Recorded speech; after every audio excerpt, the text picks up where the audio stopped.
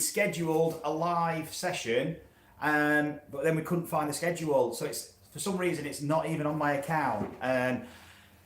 We can see the video and we've got the link, but then when we go live, it wouldn't let us go live. So sorry about that. Hopefully you've had a notification come through and you're on this now. So this is going to be posted public, but it's the ZEN GRFi Q&A. So if you've got a ZEN GRF Infinity system, then you're going to be basically able to ask me some questions and have a go at home, trying out the exercises and fire some questions. If you've got any questions at the moment that you want answering, that's great. George is behind the camera. George is going to ask me the questions and we'll be able to answer them and help you get the most out of your system at home. We are going to be doing more of these as people purchase the board. They're going to be joining the group as well. But yeah, we've gone live on the public today. So, but in the future they will be private. They'll be unlisted. So, have we got any questions at the moment? No, but we've got 25 people watching at the moment, so it's good. They are starting to make their way over. So hopefully. we've got everybody watching. Let me have your questions, guys, on the comments. So, can you see the comments there, George? What is the best drills on the GRF boards for heel strikes and shanks? Heel strikes and shanks, right.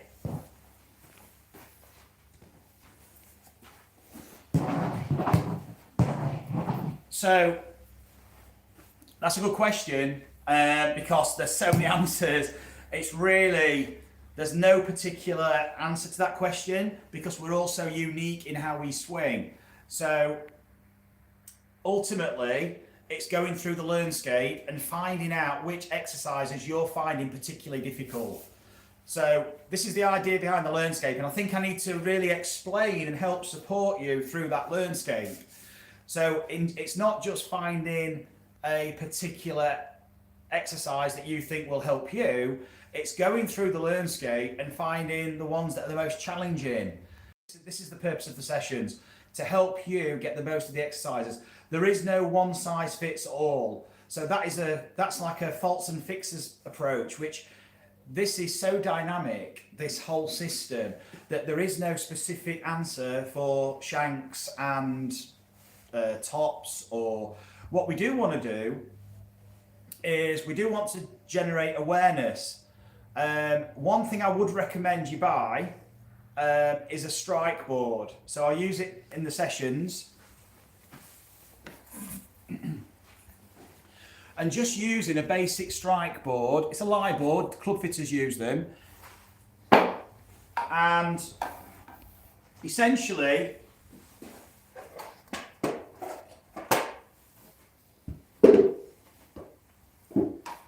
getting an idea for when you strike the ground and how you strike the ground.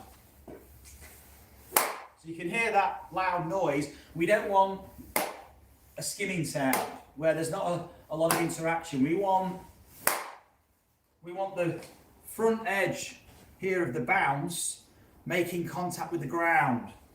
So we're using the board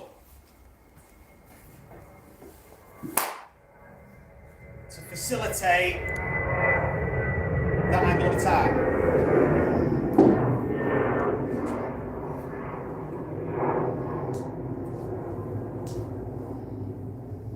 So the one thing I would probably, and there's lots of different ways to shank the ball, okay, but what I would probably do is use the swing arc awareness exercise. You're probably not letting the golf club swing on its natural path. There's probably some manipulation there where normally when we see people shanking, it's because the golf club's moving away and then coming back. So it's an upper body initiation. So I'd say it's a sequencing. As always, it's a sequencing issue. So we want to try and sequence from the ground. Okay, if we're sequencing from the top, we've now got the ground reaction forces just reacting to this movement. Okay, whether it's in the backswing or the downswing, we only have to look on a pressure plate or a force plate at the forces we generate We don't see very effective pressure tracers from an upper body kind of dominant motion where it's initiated by the arms and the hands. So when we start to move from the ground, we can start to get a sense for the sequence. And it's that sequence that we need to tap into. So using the timing of the board, the timing of the banging of the board, and sensing the club moving in response. So I'm using my left arm here just to feel the direction that I need to swing in for the most effortless movement. You got me in shot there. Okay, so if I'm banging the board and letting the left arm compress against the rib cage, we then want to feel the left arm swing off the rib cage.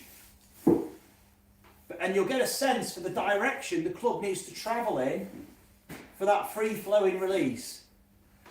You might, if you're generally using your arms and trying to control the golf club, you'll probably find it's quite effortful, not effortless, and the arc might move to the left, as opposed to swinging off the body. So we've got the club head, like a conker, like spinning a conker, okay? If you were to let go, the conker would fly off in a straight line, off on a tangent from the arc. That's the same with the golf club. If we were to let go of this, where would it go? Would it fly off in the direction you intend, or would it fly off maybe to the left or too far to the right? So where would that club fly if you were to let go just after release? Okay, be aware of that. So straight away we can start to get a sense of, are we letting the golf club react to the body, and is it a natural arc? If there's a lot of effort going in, it's probably not a natural arc. So we can do that with, I'd say, the lead arm. So I'm using my left, and then you can get, if you've got a strike board, or just use an old some mat or grass if you can in the back garden, but don't do too much damage. But get a sense of the interaction from the sole of the club.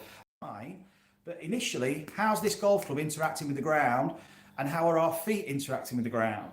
So we're feeling the two connections with our environment. So we can start to feel how we are delivering that golf club, or is it controlled, a bit more contrived and kind of manipulated? Because that's going to make the GRF system difficult to use. You're going to find the board is hard to use. If you're controlling it with the arm, then the board now is really reacting to your arm swing instead of the arm swing reacting to the board or to your use of the board. Any other questions?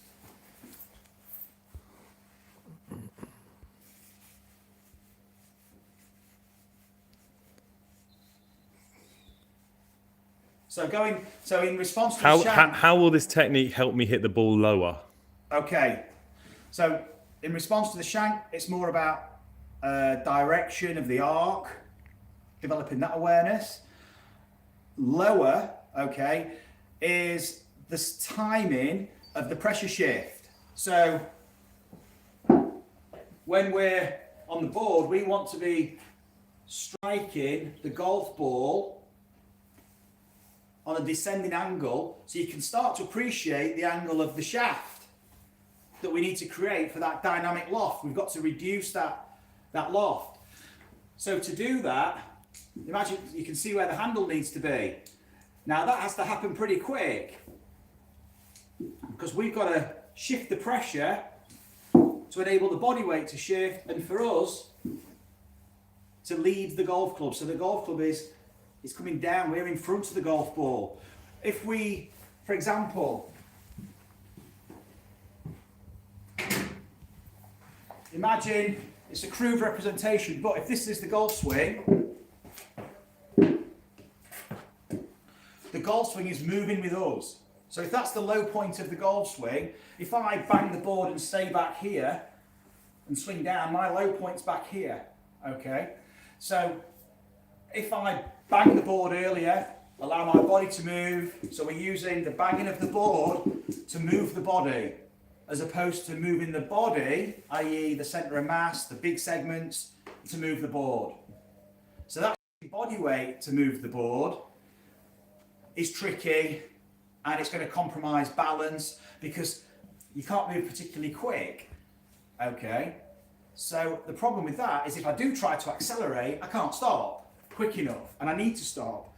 So A, I'm going to lose my balance, or B, the body's just not going to let you do it, and it's going to stabilise, and then it goes to the arms. So we want to use pressure to then move the body, and then we can do a lot more with our body movement. Then we can shift. So we shift the pressure, which allows us to move our body. Now our low point is further forward, which means we're hitting the golf ball on a more descending angle. So it's recognising where you are in space, physically here with the body, as you're banging the board, in relation to where the club is in this sequence. Remember, it's a sequence. This is trailing the whole system for a full shot. Maybe not for a lob shot, but definitely for a full shot. We all have generally this movement in our golf swing. We've all got this wrist extension and some probably a roll too. So this kind of the notion of a flip roll is present in all our swings. It's just the better players do it much later. So a lot of regular golfers, handicap golfers, release the club like this. We've got this action, but the better players do it later. This happens much later. So how does it happen later? Well, it's just the last thing to happen in the sequence, which means we need the rest of the sequence. So if we've got a release pattern that looks like this, which could be tops, fats, because the low point is moving back because we released it early, and then we add in loft, we might be launching the ball high, spinny, losing distance. Normally that's because the low point's too far back, and that's because we're lacking the sequence with the body. And that's what this system's all about, attuning you to that sequence. So Melanie's got a good question. She says, I'm having trouble banging the board when it's in the front to back position under my right foot with the left, with the balance pad under the left foot, so the propulsion. For this, we can use the pressure guide. So if we use the pressure guide,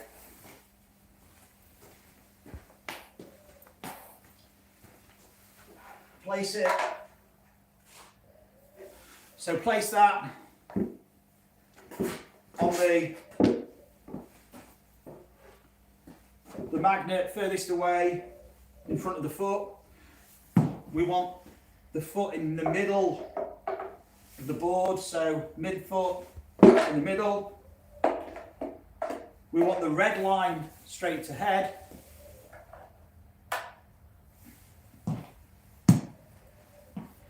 Now, to get that bang, now you might not get a big bang because it's on rails and we don't generate the same amount of vertical force from the right foot, from the trail leg, as we will probably from the lead, because we don't get as much extension, okay, because we're moving and rotating. So often we don't get the same vertical force. So we're not going to probably get the same bang. The old board with the pivot would do, but that was a tipping point. And really you were using the force of the board. It was a little bit artificial, whereas the rail, you're having to do all the work, and it's a gradual tipping action. So you're having to work against the resistance of the ground. So it's more realistic, essentially. It's making you work harder so that you're recognizing the forces more acutely. So if you're driving this way too much, it's harder to get the bang. So this is in essence, this is the underpinning rationale behind this exercise. We want the pressure to move through the red, or even use the silver line. So you can push through there. And that's going to give us the bang. So at the same time, we can let the hips rotate. So this hip, the right hip, is externally rotating. It's opening up, not closing. And then I can't really apply the force to the board. I think a good disc.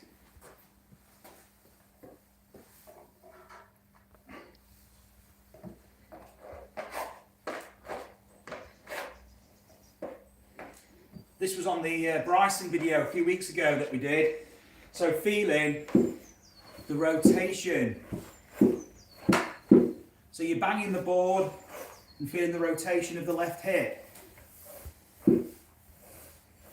What you're actually feeling or experiencing is external rotation of both hips. Really important for getting you off the ground, unloading. So you're getting maximum unload to get that force then through the pelvis. Let the belt buckle lift.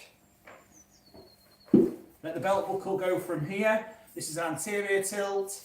Let it start to lift. Let it move towards neutral. It's going to go this way. It's a posterior tilt towards neutral. That's allowing us to transfer the force through the body. That doesn't mean the upper body goes up too. That would be full body extension. But the golf swing is like a concertina. So the upper body's going up. Sorry, the lower body's going up, the upper body's going down. So we've got this kind of upward action from the lower body, downward action from the upper body. So as the lower body's going up, the upper body is flexing and it's side bending. That doesn't mean I'm going down with my upper body, it means we are side bending. So this is a kind of side arm throwing action. You can see the side bend. That's what gets us to the golf ball.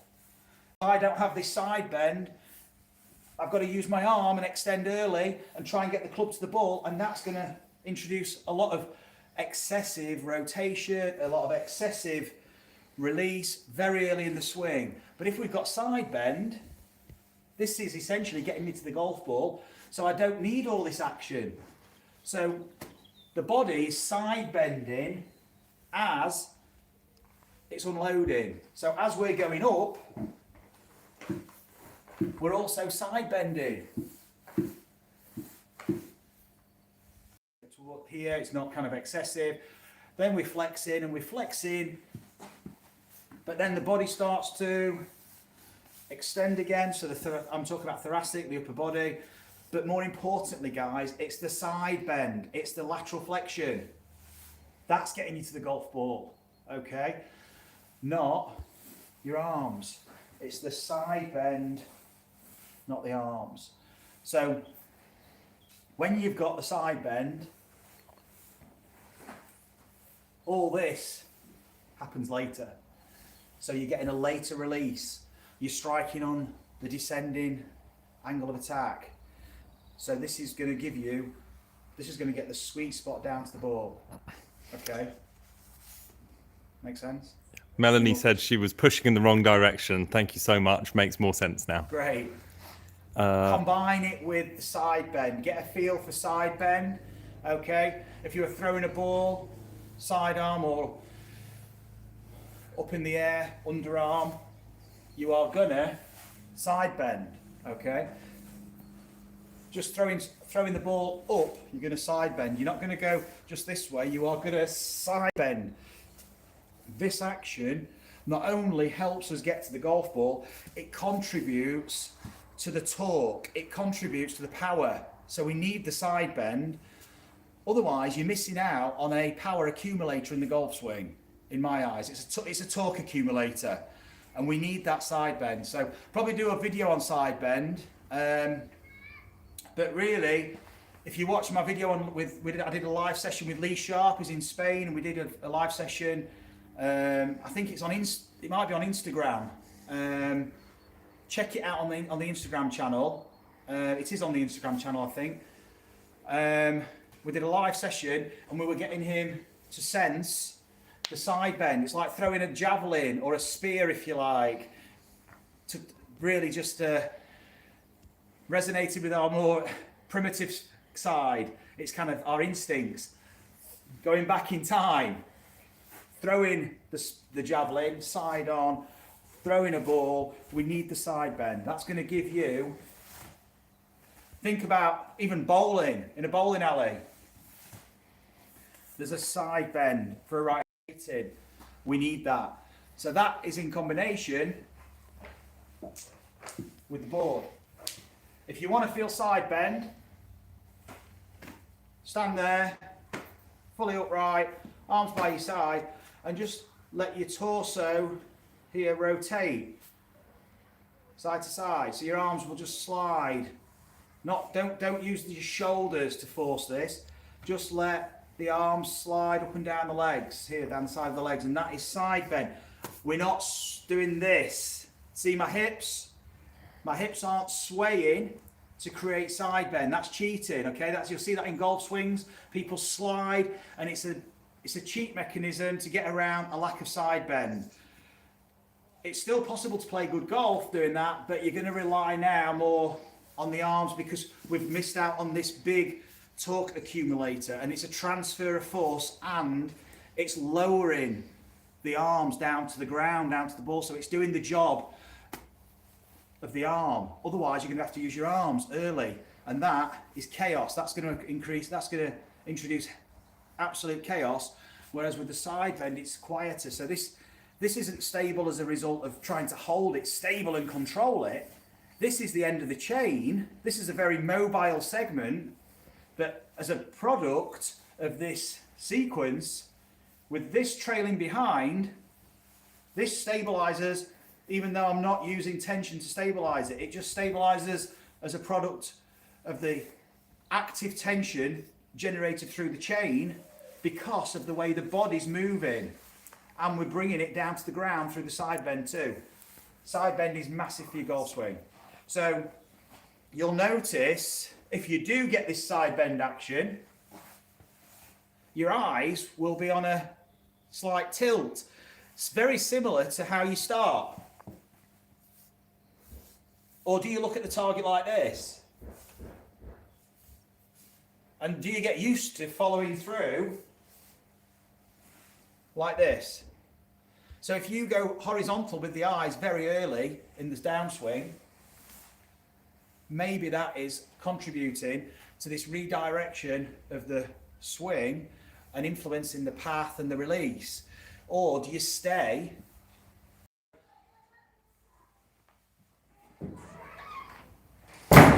so basically, how do you sense the side bend? Throw the ball, notice the angle of the eyes. Take your golf club, does it feel the same? It goes back to throwing. Different objects. Do you feel, I would just go underarm, throw it, what does it feel like? Where are the eyes? Where's the body? Now take a club. Even hold the club in your left hand, throw the ball with the right, hold that finish, notice the eye level, notice the torso. Now swing back and through to that same place. So that's not saying we have to swing through to this particular position. It's not a position, it's just an awareness of how our posture is changing. The form of the posture changes, it adapts to the movement. So we and it's a dynamic posture, so we're moving through it all the time, but it's a place that you might just move through into your finish. Okay, so hopefully that helps with that one. Melanie's already said, yeah, side bend key. So we got Javier, I think, or Javier Fernandez Montoya might be. Hi, Javier. Working with the rotating disc and club, if I'm starting extension in the backswing, at the finish, my body weight remains on my right foot. I presume he's a right-hander, and should be in the left foot. How do I manage? So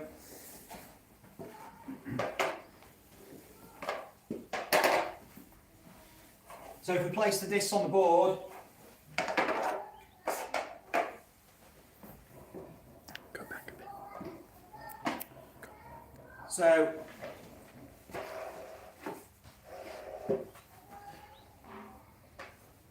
So rotate back, extend, okay, and then flex,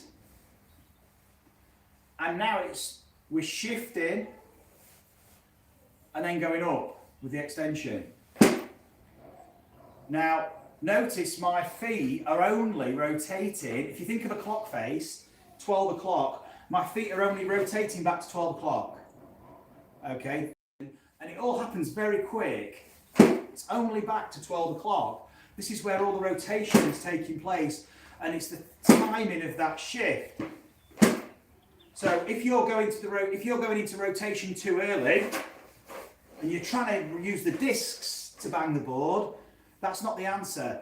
We've got to tip by moving and then rotating the disc. So there's a shift that allows us to then go vertical and apply the torque.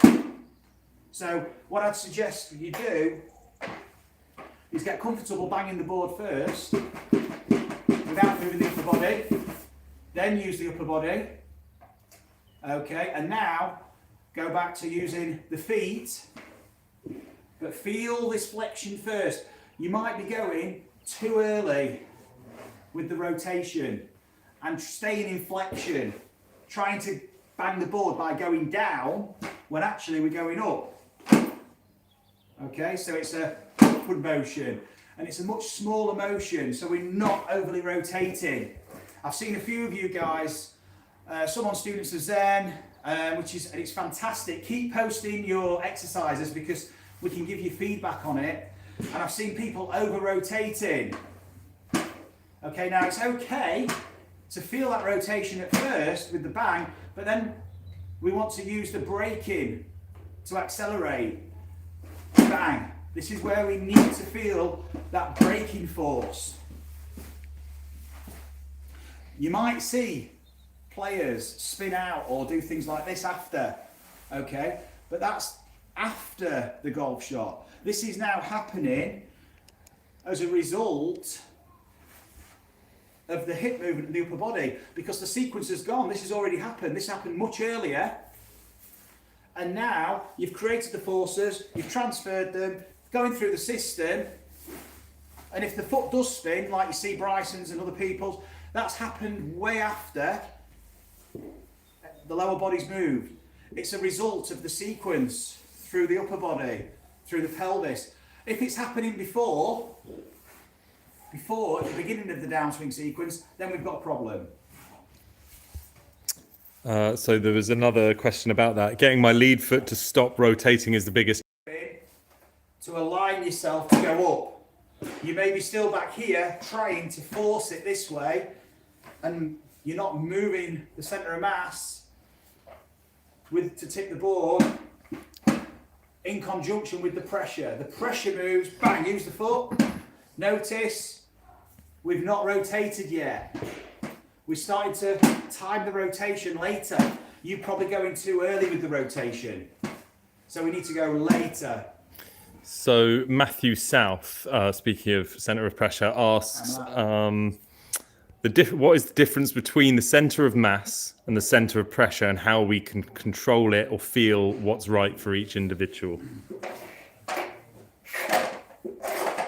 So pressure, in resting posture, centre of pressure and centre of mass are pretty much the same. Centre of mass is actually, it's a point within the body, if you like. It's your centre of mass. It's kind of roughly around the belly button, inside the lower torso, just above your pelvis. So if you move your centre of mass, that's the body weight moving. But I can keep my body weight centred and use pressure to bang the board. So now my body weight is very stable. My centre of mass is stable. Centre of mass is body weight. Okay. But I can use my pressure to bang the board. So that's pressure. On the pressure plate, that would be showing, bang, that would be ramping up in force. Bang, that would be ramping up. But my centre of mass is hardly moving. If I was to move my centre of mass, this can rock the board. What we'd probably find on the pressure plate is a very low level interaction with the ground, very low forces, because I'm not really applying much vertical force, I'm not really applying much force into the ground, I'm just shifting my mass laterally. So we need this movement, but this is not a movement for power. Okay, this does help with timing and momentum, but it's allowing us to essentially organise ourselves to best deliver the golf club.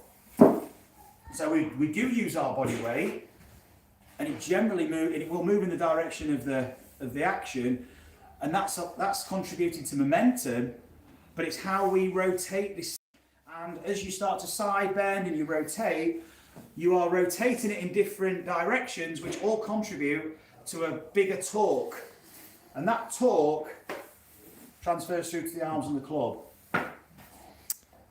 Brent says, you've spoken about whipping the club, or the snap at the bottom, I'm guessing is what he means.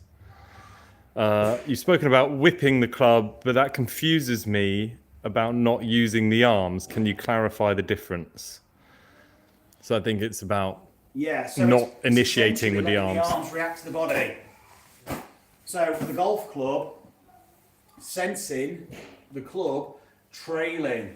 So the arms essentially are just reacting to the forces of the body. So this is, it can be quite a difficult thing to sense, because when we think we are letting the arms react to the body, it can be quite different in reality. So if you can do this exercise where you are just letting the arms hit your stomach and your back, so you're letting the elbows bend, but you are allowing the elbows to bend from the forces that you're creating here, bending them and slapping the body. So it's not coming from the shoulders, it's coming from the hips and the pelvis and just the rotation of the torso. So letting the arms react, and then making a few swings, just feeling the wrists, then introduce the elbow, then introduce the shoulder, and then introduce the turning of the torso.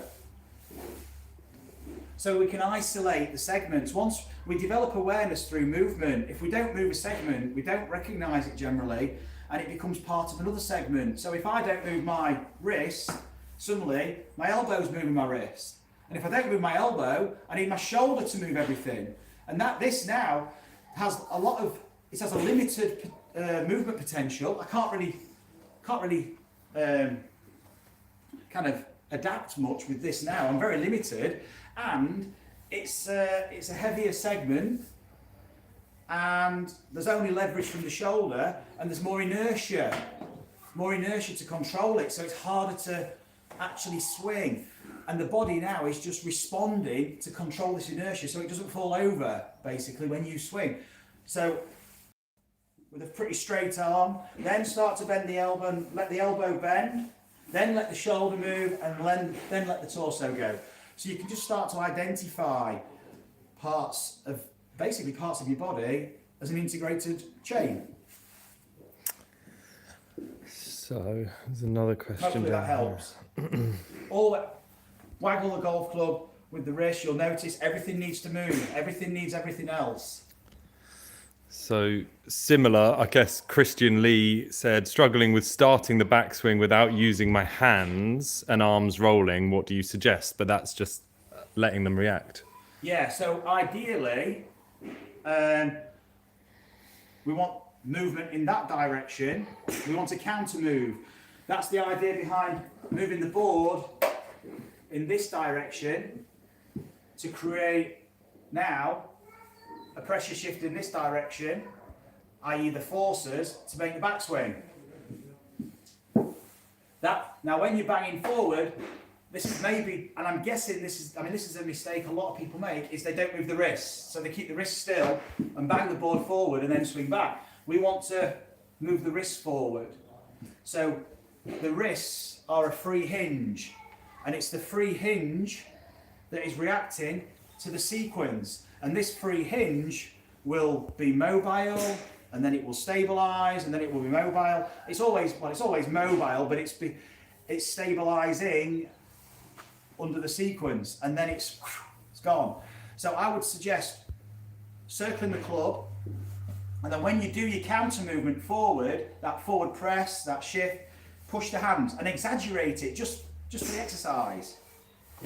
And then you're letting this body now trigger the arm swing. There are some other exercises we can do, but I would suggest moving this forward with you first, but not, it's kind of, I would also recommend, first of all, feeling the dexterity you've got with the wrists, and then allowing yourself to use that with the movement. Don't grip, so we're not gripping to keep this all rigid. Some of the language we use in golf, one piece takeaway, things like this, just serve to create rigidity and restriction in our movement. As leverage, the wrists, the elbow, the shoulder, they're giving us leverage. As soon as we start to restrict this movement, we've lost the lever system. And this is harder to move, and it's got a lot less movement potential. There's a lot less creativity now. I'm rigid, and all I can do really is swing with a very limited motion, and it's going to slow me down too. So this speeds you up, this slows you down. Trying to control your golf swing will slow you down. Wayne says, when I start my backswing, should I lift up my right heel, then bang down the heel to prevent swaying?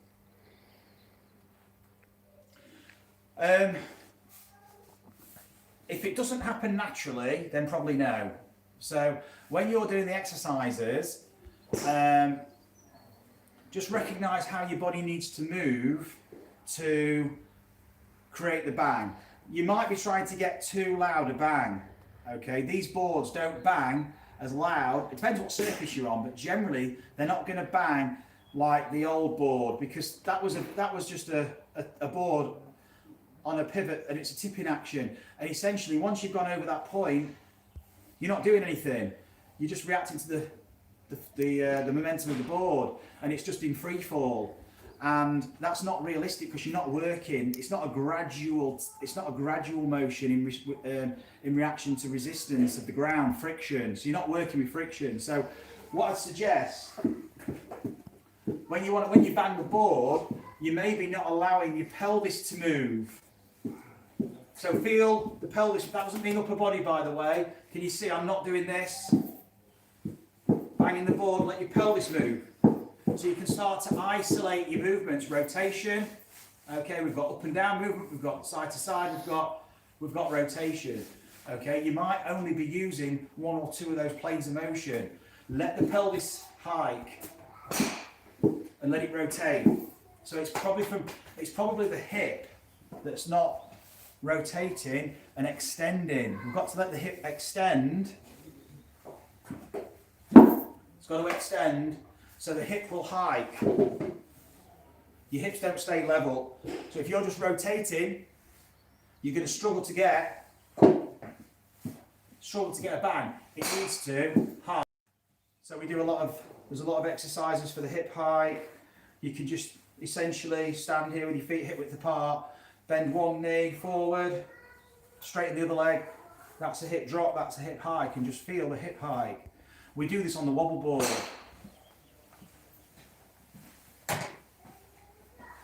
So you may see me often using the wobble board. I use it for profiling, I use it for exploring movement. So hip hike. One hip hikes, one hip drops. And then you can imagine the bang we're going to get from this, combine it with the rotation, and that's going to give us the bang. So we can also use it, okay, not just for the hip hike, but also you can see the lateral flexion. So you can see the side bend. So can you see how this hip's hiked and my body's laterally flexed? It's doing that to maintain the balance, okay? I'm not leaning back away, the body just naturally side bends, okay? The same way it does if you throw the ball. It's laterally flexing to maintain balance so you can use power. You need side bend to maintain balance. If you stand up in a golf shot, you're probably going to lose balance. So side bend also gives us balance, because the side bend is like a Fosbury flop in high jump.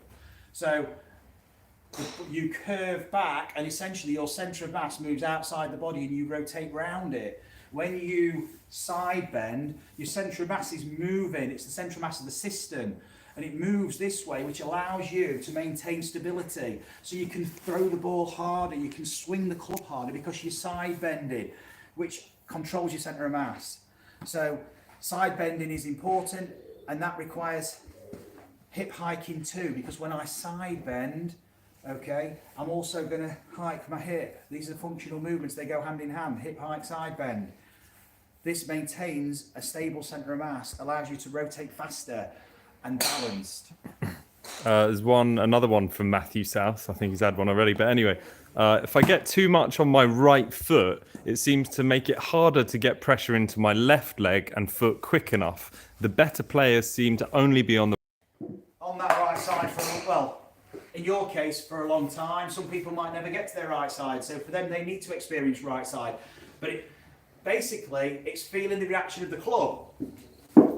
How do you load the wrist and the shoulder here, as in how do you feel that inertial load on the on the body from the club in response to this pressure shift? If I stay over here, I'm physically doing this with my arm now, but as soon as the pressure moves, this is reacting to the movement of the pressure and I'm reacting to the movement of the golf club.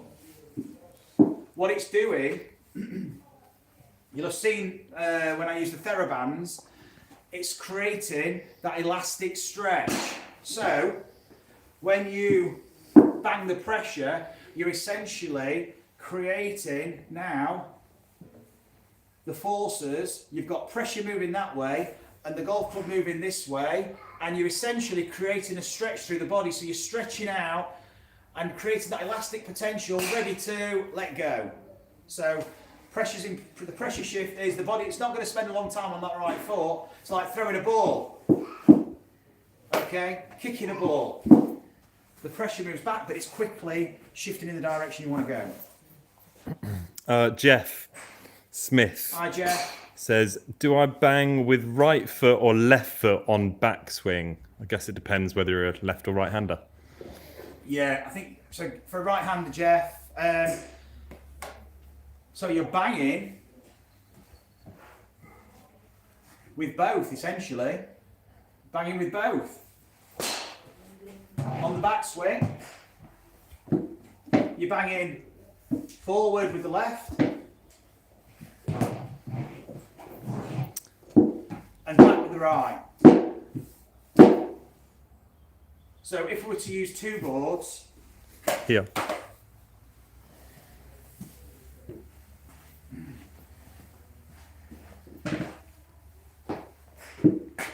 This is what your balance pad's for. You'll hear on the way back, left foot, as in forefoot, right foot, heel, rear foot. The forces are working this way, not directly heel to toe, as many people would kind of lead you to believe. The sensation will be rear foot, forefoot, rear foot, but the pressure's not moving that way, and that's what the pressure domes are for. When you put the pressure domes on, you're going to feel that pressure trace and how the ankle moves to facilitate this pressure trace and this banging of the ball. So the pressure domes, I'd put the pressure domes on barefoot or stocking feet and stand on the board, use the balance pad. So it's probably best barefoot because you might slip in socks, and just get used to banging the board and feeling where you use the pressure with that balance, with that dome. Use the thinner dome, use the lowest dome in bare feet. Unless you've got really high arches, you might need the bigger dome, but if you've not, just use the smaller dome, and then it'll just give you a sense of the timing of it as well. It's the timing of the pressure going forward, and this action creates rotation. I'm going to have a go at pronouncing this name. Yerki Hakala asks, should you always get your left hand or arm perhaps against the rib cage? That's a great question. Not always, to be honest, but I would get a sense of this, what is called adduction. So the arm moves across the body, because this arm needs to swing back. So if it goes up, it's not actually moving back, it's moving up. So now I've got to somehow get this back down. So I suppose I've answered the question in a way. We need the adduction. How much is down to the individual. There's a lot of rotation going on too. So I can still, there's still lifting going on. Of course there is. You're still going to flex, but here it's all a case of where do you feel is the most powerful place for you to return that club. Some people around here, some people feel this is better.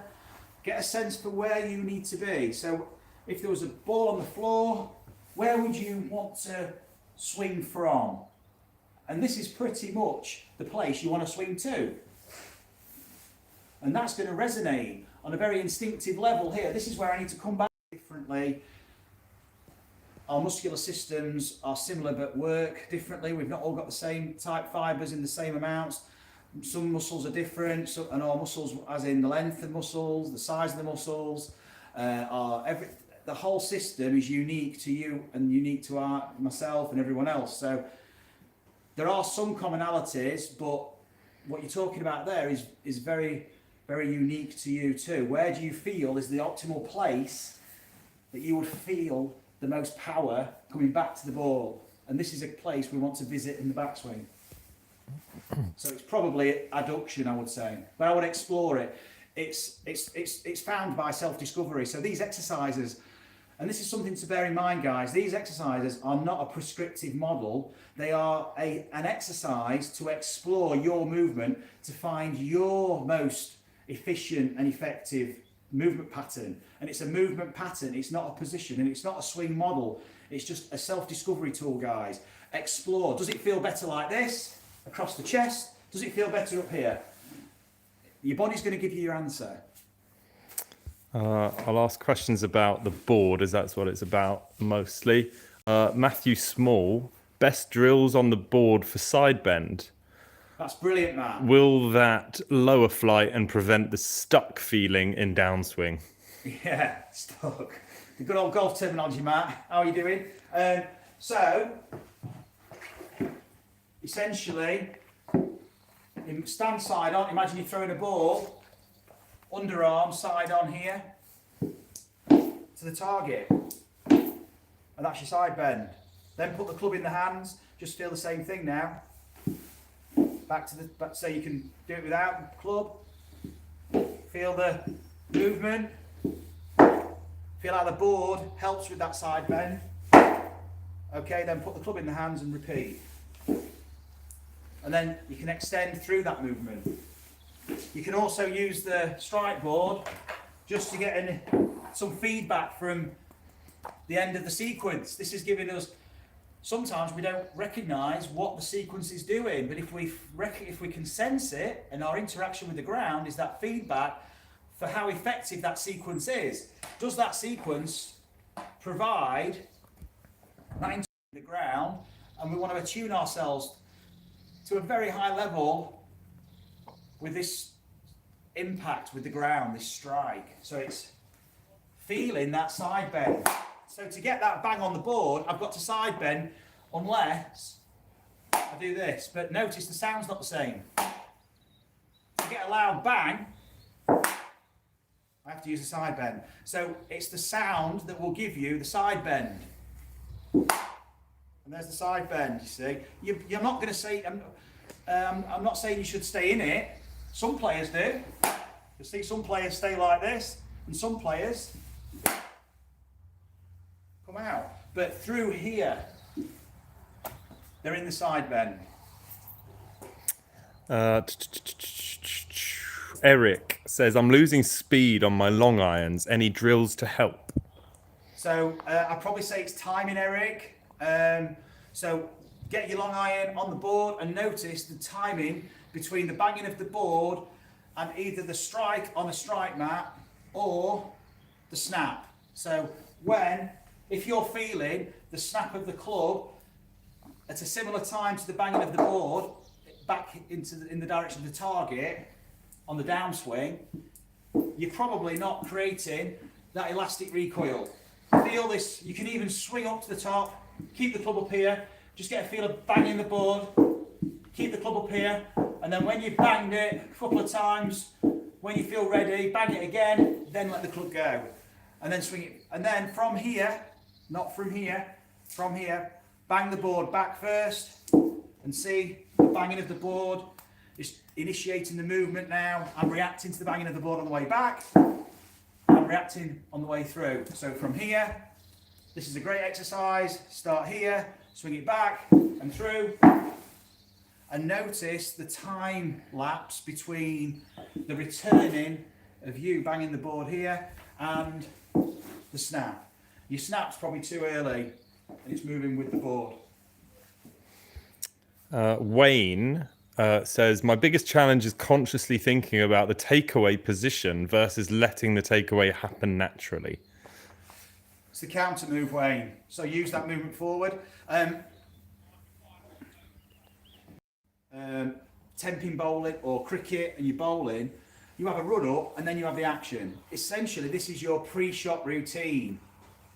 And there isn't really a pre-shot routine. Everything organises itself organically whilst you are moving towards the ball to play the shot. Because as soon as you've decided to play a golf shot, that is now your intention, which means every movement you make now should be adjusting to that intention. So if you're just waggling the golf club aimlessly, just trying to feel loose, that's not really directly connected to your intention. It's waggling a club. If you make a practice swing in the air, that's not really now directly related to your outcome. You're swinging a club in the air. If you top the ball, you've just made a practice swing a foot off the floor. So what do you intend to do, and what can you do that is going to now allow you to move into that place to make this golf shot? Maybe you want to feel the strike with the ground, yeah? And then waggle the club. You're seeing the golf shot and you're moving in and you're feeling the club head and you're feeling the grip and you're moving into the shot. And essentially what you're doing now is you're adapting to the shot. You're organising around the shot. You're not putting in kind of adding interference, creating like this step-by-step approach, which is actually just disconnecting you from your outcome, your intended outcome. So kind of drop the notion of a pre-shot routine and think about a run-up. Not actually physically running, but you are moving towards, everything's moving towards that swing. As soon as you've decided you want to play a golf shot, you're essentially now moving to swing. You're in swing. This is all the golf swing. So there isn't really a takeaway. There's just part of a movement. When do I break down any other movement form when I'm executing it? We don't. If we're picking something up, we move to pick it up and then we go to grab something else, or we move around. One task very quickly changes into another. It's like a continuum. We're not stop-starting. So there is no such thing as a takeaway, really, because where does a takeaway start and where does a takeaway finish? Where does a takeaway end? Because if you think the takeaway finishes at hip height, you're thinking like a swing model again. So takeaway suggests, if we're going to say anything, we could say backswing because that is a motion, it's a swing. Take away suggests you are physically taking something away, whereas backswing is to swing back. And we know we're going to go forward first to go back. So straight away we've got a motion instead of a position or a chunk. So moving forward, counter move to go back. The walking swing, guys. Walking in, slide the club, rock forward, rock back, swing through. Okay? Whatever happened there when I swung back, that's my takeaway. And however I created that takeaway, however I initiated it, that's how you initiate it. So we're not going to walk to hit a golf ball, but it is almost a walk because we're moving from side to side. So we're now in the walk. Cool. People saying thanks, lots of good stuff here. Some people saying, oh, they missed a lot of this for technical issues. Yeah, and apologies for our technical issues also. Sorry, guys. We'll leave it on here, though, so Yeah, it's recorded. and they said, so is there a recording available? Yeah, I guess this recording will be available on the channel. It'll be posted straight away. It'll just upload. And in the future, the private ones, this is intended for GRFi owners, isn't it? Yeah, so essentially this is a taste of what you'll get if you're a GRFi owner. But in future, these are going to be unlisted on the channel, but unlisted. So you'll get a link to access this. So it's basically an exclusive privilege of when you buy the board. It's not going to be ongoing forever. It's basically while in this kind of initial period when we're bringing it to market, I want to help support everybody on it. But you're going to see so much content on the channel with the board that it's pretty much going to answer your questions anyway. But there will be support mechanisms moving forward. We're going to create. We're in the process of creating a members platform further down the line, where you'll get more exclusive content, more access, lots more support material. We've got a strength and conditioning program. We've got a GRFi fitness program. So actual stretches and activation exercises and movement awareness exercises which go with each exercise. So that's a pretty cool thing. We're going to straight access to a lot of things, but what I'm trying to do at the moment is obviously give you guys as much support as I can, and you're going to get so much content ongoing on the channel. And but these live sessions will be going for the next couple of months at least. Hopefully every couple of weeks we're going to be putting them out. So we'll be answering your questions, and then once the members platform's up and running, you'll get access to everything on there. Maybe a last one. Will you be offering a chipping module? Yeah, I did a lesson yesterday, pitching on the GRF board. So there will be short game on the GRF. We can talk about that on some of the private sessions, which will be still free. And then there will be a short game session or short game module on the members platform. So this is all to be filmed, but we have done quite a lot already on some of the short game sessions on the channel. So, but you'll see, particularly in the last few weeks, we've done, since we've been coming out of lockdown, last couple of weeks, we've done a few short game sessions on it. They'll get edited up and they'll be out in the next few weeks. But we've got a backlog of videos that are going out, so it's probably going to be another 4 or 5 weeks before we see some short game.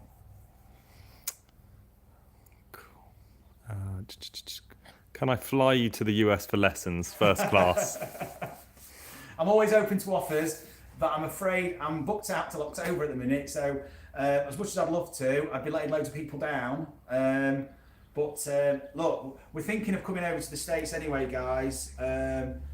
So myself and Robin are in talks. We're looking at running something. Got a few other guys out there I work with, or looking to work with. So there's lots of opportunities, but it's going to be obviously travel restrictions. We're stuck. So it's very frustrating, but it is what it is. There's a reason behind it, obviously. So we've got to just be patient. But then as soon as travel restrictions allow it, we're hoping to plan something for the States for the winter or probably early next year. But we are going to hopefully run some ZEN golf schools here, some weekends, some competitions and things like that. So there's going to be a lot more to come. So guys, any more questions? People saying thanks. All good stuff. Yeah. Brilliant. That's about it. So guys, I hope I've answered most of your questions. We'll be doing this and this video will live on your channel now, won't it? yeah, this video will be on the channel. So if you've missed bits or if you want to come back and refer to it, no problem whatsoever. This will stay on the channel. It's going to get uploaded. It's going to be public access. So it gives people a bit of a taste of what they can get and what you guys can get, as well as an owner of the system, and how we can use it and take it forward as well. So the Learnscape is the start. It's not the end. The Learnscape that you get, that 2-hour download, is an exploration. It's a journey of self-discovery. So it's not a prescriptive model. It's just an opportunity to explore your own movement and find your most efficient patterns. And this is with my support and the adaptations that we can make to progress. We can evolve the game and make those improvements that you want in, and we can keep in that constant communication so we can support you all the way. So guys, I really appreciate you joining us tonight. Take care. Any comments, leave them below. I'll look to answer them in the next video. And take care of yourselves. See you soon.